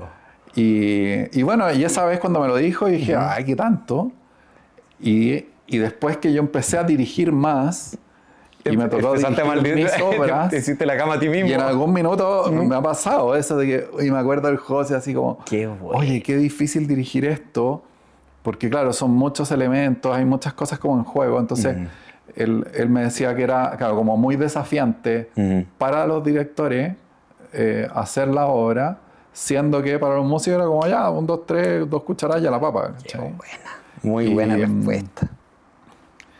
Sí. Y mi otra pregunta del coro de los músicos es, ¿quién ha sido uno o una gran intérprete de tu música? Así como si se te ocurre alguien como esa persona tocó exactamente o más de lo que yo pensaba de eso. La Camila Navia, violinista, que es como wow, así tocar violín de una manera que es como perfecto, como que siempre hace que la cosa vuele, hace hablar las cosas. Qué lindo. ¿Qué más? Cantantes. Cantantes, o sea, bueno, todo el elenco de Patagonia son así como gente que yo digo, wow, cómo logran agarrar esta melodía, agarrar este personaje y hacerlo volar. Perfecto. Sí. Ahí la Marcela González, la Evelyn Ramírez, Sergio Gallardo, Nicolás Fontecilla, son, claro, como... En general con los cantantes como que me ha pasado como a llevar, o no sé, otro cantante, Homero Pérez Miranda, ¿quién más? Pedro Espinosa, tenor, así que es como... Es que no lo he escuchado. Tipo como saca las cosas adelante y las hace también muy propias. Buena. Y eso en general yo lo agradezco mucho como de un intérprete, o sea, que realmente valga la palabra, ¿cierto? Eres un intérprete, por lo tanto, pon algo de ti, interpreta, no eres un ejecutor de... Buena. Entonces, y eso muchas veces he tenido esa conversación con colegas, con los músicos de orquesta, por ejemplo, que es como, pero ¿qué es lo que no me están proponiendo nada? No me están proponiendo nada, están tocando como temerosos. Claro. Una vez tuve una conversa muy bonita con unos colegas de la Filarmónica de Temuco, y que yo paré el ensayo y les dije, oye, yo necesito saber quiénes son ustedes. Y ustedes no me están proponiendo nada. Están tocando así como cumpliendo. Y eso es insuficiente. Bueno. Porque mi rol es, desde lo que ustedes proponen, es como un buen director técnico de fútbol o un director de teatro. Para mí el teatro siempre ha sido la escuela. O sea, el teatro es como,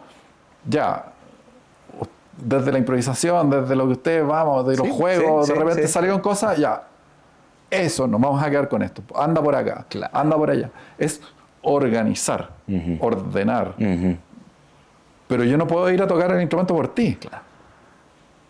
Al igual que un actor, un director de teatro, a veces caen en la tentación de que yo lo hago por ti y hago tu rol. O sea, y después tú me imitas, pero eso no es orgánico. Andrés Pérez no hace eso.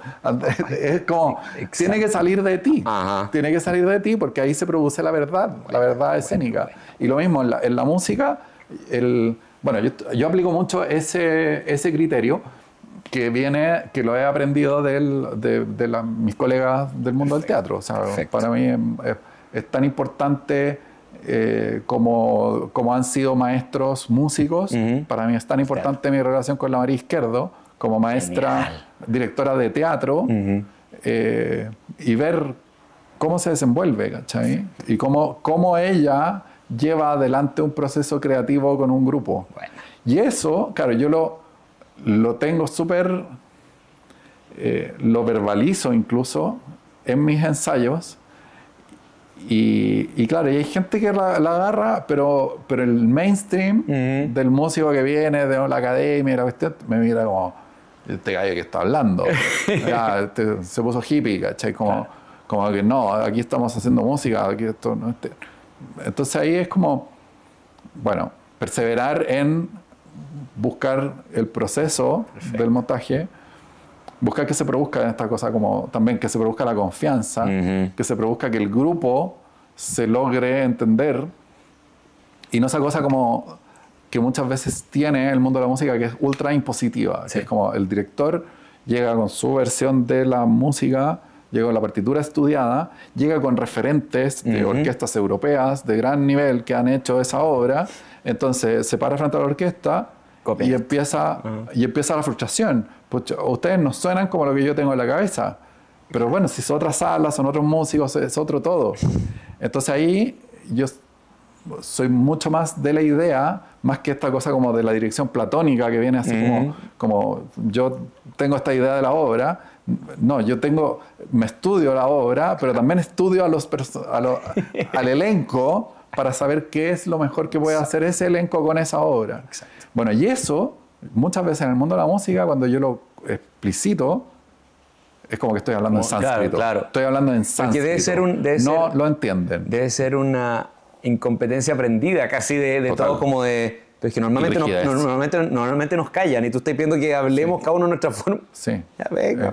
Es que eso, bueno, y de eso se trata, y por eso también he ido optando por ir tomando más cursos y más procesos de formación, de manejo de equipos y de trabajar con personas, más que ir a tomar el curso de la técnica, de la dirección y de cómo se hace el gesto.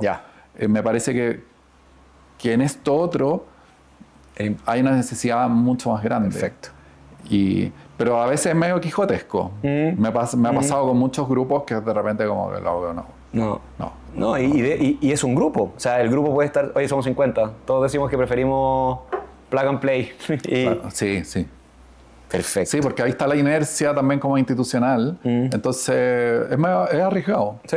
Es arriesgado, y ahí, bueno, obviamente yo también tengo que ecualizar un poco eso, que es como ya, con este grupo es más tradicional, voy a tener que hacerme el director más tradicional y cumplir para cumplir con sus expectativas.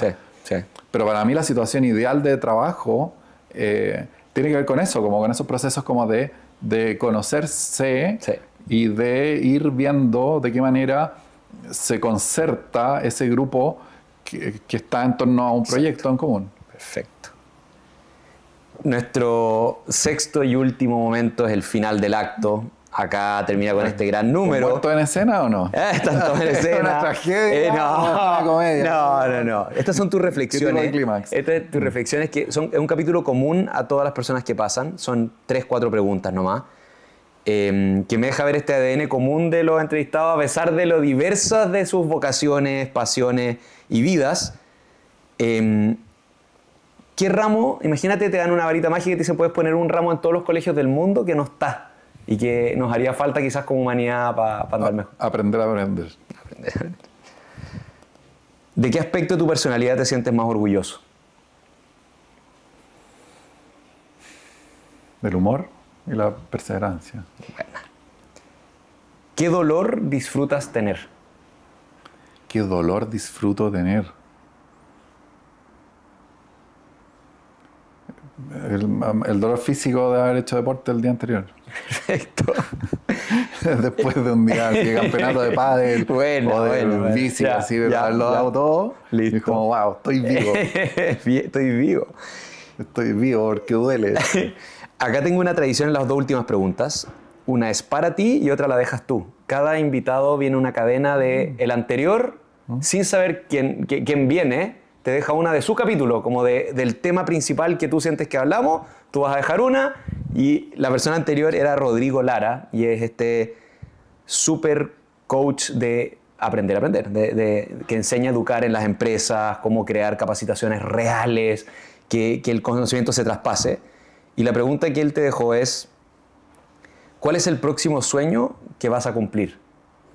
No es como, ¿qué otras cosas estás soñando? Es como, ¿qué viene en concreto? Como es algo que no... ¿Qué sueño voy a cumplir? Ir a esquiar esta temporada. Bueno. Que no se me pase el invierno. Me gusta mucho el snowboard y de repente es como que ¡ah! Se me fue. Se fue la nieve, no lo Bien, hice. Bien, Algo bien, que, ya, quedó declarado. ¿Y qué pregunta le vas a dejar tú al siguiente de la siguiente entrevista? Desde tu mundo, desde tus intereses. El último tiempo, o sea, ¿cuál es la última acción que hiciste que realmente sea para ti, para tu crecimiento personal? Wow.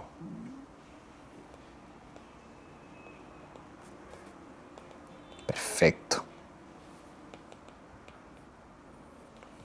Me encantó. Sebastián, terminamos la ópera. Chan. Aquí ¿Acorde está. final? Acorde final.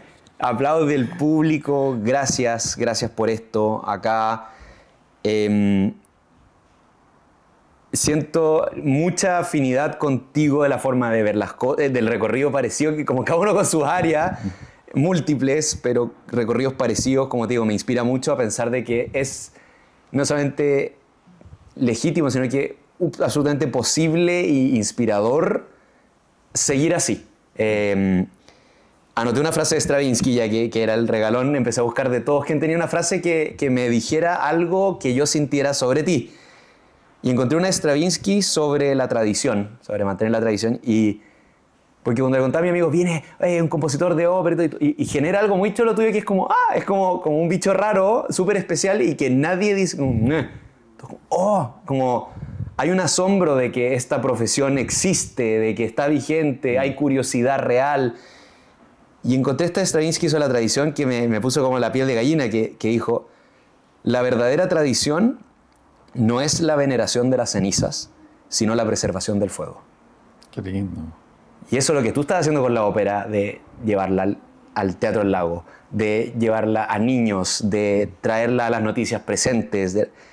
Acá tú nos estás diciendo como, miren esta maravilla que disfrutó el hombre hace muchos años. No, y de hecho esa es una discusión que yo tengo muchas veces en el circuito, que es como, ¿por qué el circuito de la ópera son como los que cuidan el Santo Grial? No, los caballeros que cuidan el Santo Grial, que tienen... No, el otro día en uno de los encuentros justamente de Ópera Latinoamérica, que es de una de estas entrevistas que nombraste, yo tenía traté al menos de dejar esa reflexión, que es como la manera de hacer que este género no se extinga es de la mano del teatro y de la mano de devolverle como toda su humanidad, todo su encanto. Qué lindo. De hecho, estamos haciendo con la María unos encuentros que se llama El encanto de la ópera. Qué bonito. Y es muy bonita la etimología de la palabra, encanto, esto que nos asombra es porque está cantado, ¿cachai? Es encanto. Qué lindo. Estar encantado, ¿cachai? Qué bonito. Entonces, claro, y eso que ocurre tan a flor de piel, y por eso también estos programas de repente como de talentos, de cantantes, qué sé yo, y la gente se emociona mucho como de esta cosa que llega una persona así súper normal y de repente abre la boca y sale una voz increíble que emociona. Claro. Y que pone en acción a los demás. Entonces, la ópera es la manera de organizar eso y ponerlo al servicio también de contar historias. Qué bonito. Entonces, muy potente. Qué bonito. Yo me acuerdo de la película Amadeus, que viene de la obra de teatro, Amadeus, la de Mozart. Hay una parte que me hizo ver algo que yo no había entendido antes de escuchar música clásica, escuchar ópera, y era que la ópera hasta cierto punto era súper de el duque y la no sé cuánto, y eran personajes súper... Y que Mozart fue el que lo vulgarizó, como que, oye, un barbero, porque todos conocen al barbero y está enamorado de ella, y lo llevó al pueblo, y como que masificó la ópera con ese encanto. Y acá, de nuevo, lo tuve esto de, la ópera se mantiene viva así, y es como, volver a esa raíz, y como con la frase de Stravinsky, esto no es venerar la ceniza, sino que preservar el fuego. Así que gracias por estar preservándolo, tú y tu equipo, tus personas. Aprendí infinito de investigarte, de conocerte, y ahora en esta conversa, o sea, tengo demasiado que digerir. Pero tienes que ir a un almuerzo, así que... Oye, no, yo te agradezco, se pasó la conversa entretenida, ha pasado muy bien. Qué bueno. Y además se agradece tanto como ese rigor curioso, digamos. No, como no del dato, no es como la entrevista generalmente periodista, que es como más el dato. Claro. Pero acá como que siento esa como curiosidad, esa perplejidad genuina que pucha que es gran motor para tener una buena conversación y para generar diálogo. Muchas gracias, lo pasé increíble y para todas y todos los que escucharon este lindo capítulo para celebrar ya estos 100 años de podcast, estuvimos con Sebastián Errázuriz Rodríguez, compositor, productor y director chileno. Nos vemos la próxima semana. Chao, chao.